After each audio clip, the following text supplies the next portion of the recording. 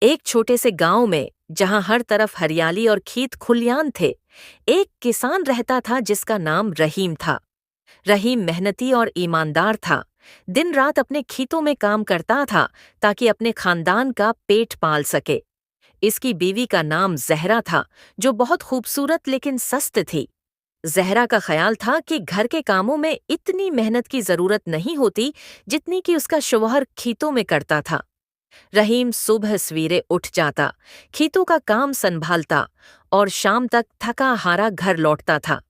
وہ چاہتا تھا کہ زہرا بھی اس کے ساتھ کام کرے یا کم گھر کے کاموں میں اس کا ہاتھ بٹائے، لیکن زہرا ہمیشہ کسی نہ کسی بہانے سے ٹال دیتی۔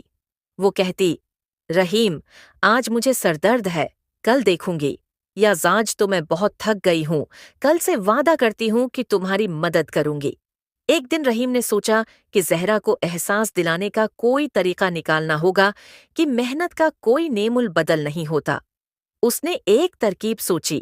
اگلی صبح جب زہرا ابھی سو رہی تھی، رحیم نے گھر کے سب کاموں کی فہرست بنائی اور انہیں مکمل کیے بغیر کھیتوں کی طرف نکل گیا۔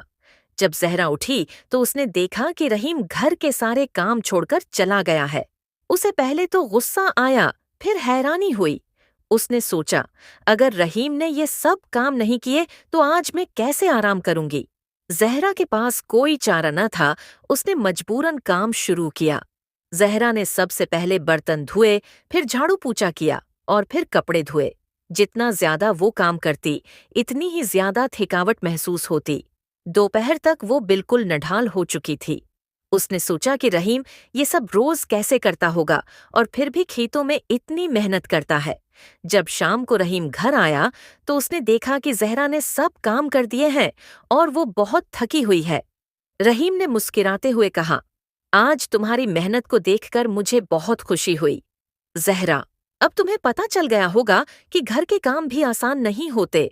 زہرا نے ندامت سے سر جھکا لیا اور کہا، رحیم، مجھے معاف کر دو۔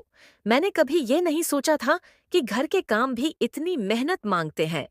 آج میں نے سمجھا کہ تمہاری محنت اور میرا آرام دونوں برابر نہیں ہے۔ آئندہ میں تمہاری مدد کیا کروں گی اور اپنا حصہ پورا ادا کروں گی۔